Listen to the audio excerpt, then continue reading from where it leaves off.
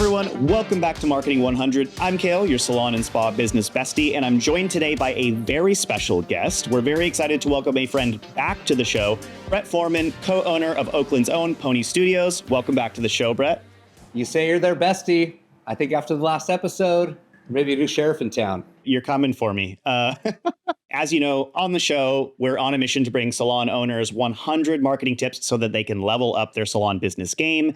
I'm really curious to hear what you're talking about today because you alluded to it a little bit last time. First of all, the success is purely my wife. She's a talent magnet. She's a genius. And that's Karina Hernandez. And that's everything. I just build the platform for her and our staff to flourish, just straight up. I take no responsibility for the success of Pony.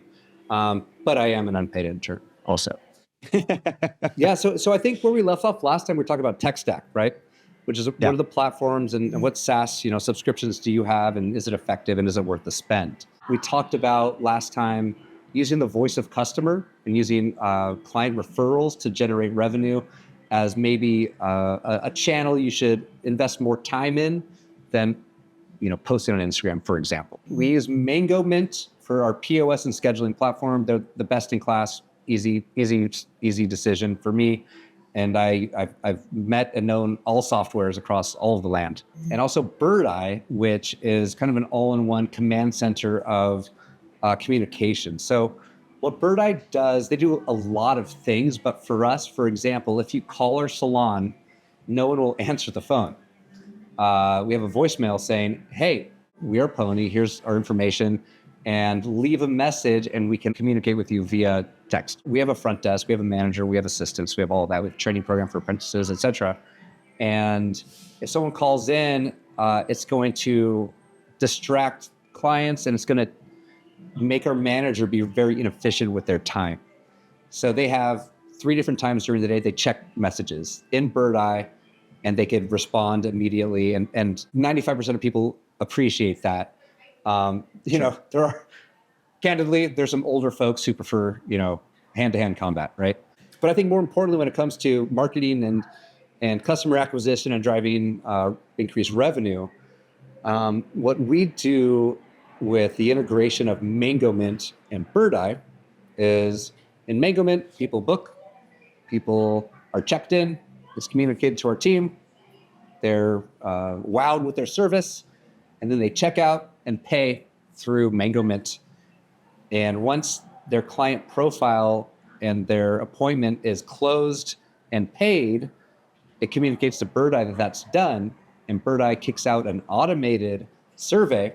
It's called an NPS survey. It's called a Net Promoter Score in software land. And what this is one question with just one answer response. On a scale of 0 to 10, how likely are you to refer our service to a friend or colleague?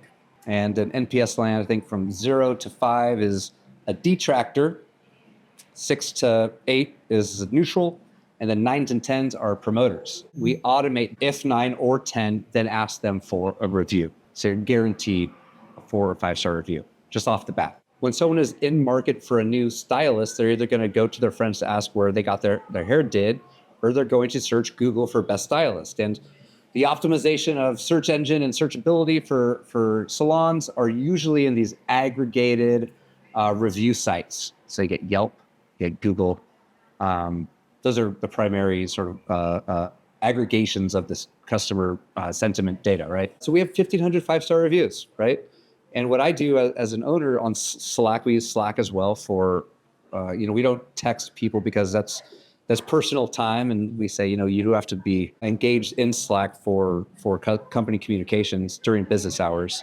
But yeah, every payroll, I slice and dice the review data by person saying, hey, everyone got 5 stars, or we don't share the 1 or 2-star reviews. We don't really get many, but we do get some negative feedback and we take that offline.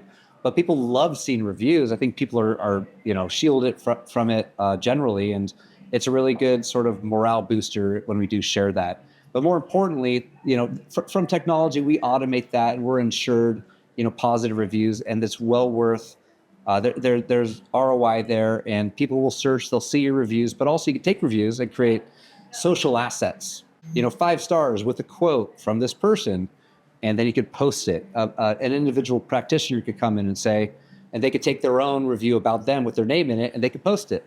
They can post it along with a selfie of that client and ask them to repost it. So suddenly you're taking advantage or leveraging that customer sentiment and voice of customer, and in the buyer's journey and the tech landscape, the voice of customer from a third party, authentic sort of system like Bird Eye or like Google or like Yelp is more compelling than anything you'll say about yourself. What you're touching on here sort of falls in line with a little bit about what we talked about last time, where this leveraging of sort of user-generated content, it really comes down to, the voice of your customers, the sentiment of your clientele is going to go way further in terms of convincing somebody to come to you than just something nice you say about yourself on your website or your social, right? Because people want to hear how that person's experience went, because that's going to reflect how their experience could go. And, as messy as review sites can be in terms of how reviews are moderated or filtered out or whatever the case may be, I think we've all had our issues with review platforms. If you get caught up in that game and you're not really sort of stacking the deck in your benefit, in your favor, in a way that's ethical and makes sense and allows you to sort of weed out the noise or the bullshit, then you're kind of doing yourself a disservice as a business owner or as a hairstylist, because these are tools that are available to you, and you should be utilizing them to their extent, the best extent you possibly can. The whole vein in which like voice of customer can be, leveraged across different channels is like, in the SaaS world, a selfie video of you walking around your neighborhood, like a vertically oriented, like super lo-fi post is 6 times more engaging than you hiring a $50,000 film crew to do something super polished. So to that end, if you're putting together reels, it's going to take you an hour, where maybe you're my wife ignoring me at night when I'm feeding the kids, for example, and she's doing this. Like, you could just have, your customer take a selfie video of like how much they like their hair and then post that, and you're going to see a huge difference of impact in that. And I hate to discredit my wives out there spending time putting that together, but that's just the proof's in the pudding. But you need to be able to measure the impact of all these efforts, like per the last conversation. But yeah, the selfie video is going to be more impactful than anything that you put out there and edit yourself. Like, here's what I want people to understand about me. That's forceful. It's not authentic. But you put your person loving their hair from their car with that good lighting, it's going to be more impactful. Fact. We've moved sort of past the point of classic traditional marketing in a lot of ways, where it's very business to customer about, the narrative you want to sort of convey about your business. Yeah, have a website, have social, do things like that. But just like you said, that sort of selfie video from a satisfied customer or client is going to feel far more genuine, because in a lot of ways it is. It's not manufactured.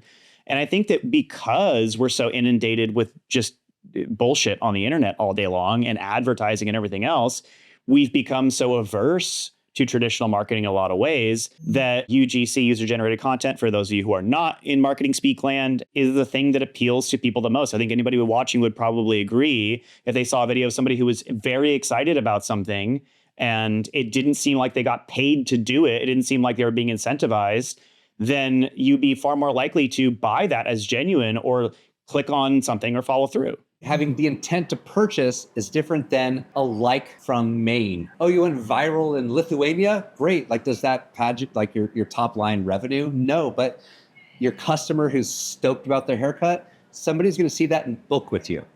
They're not just going to be a fan because they like your content. They want that haircut.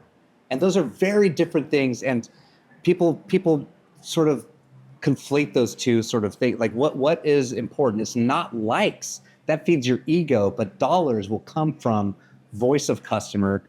End of story. Yes, have social content. Like, yes, you should be posting reels. And I think that, like, in the vein of being genuine, if you're a salon owner, you should be doing slice of life stuff in your salon business. Like, that is absolutely something that you should be creating on your own. It's a necessary piece of your content pie.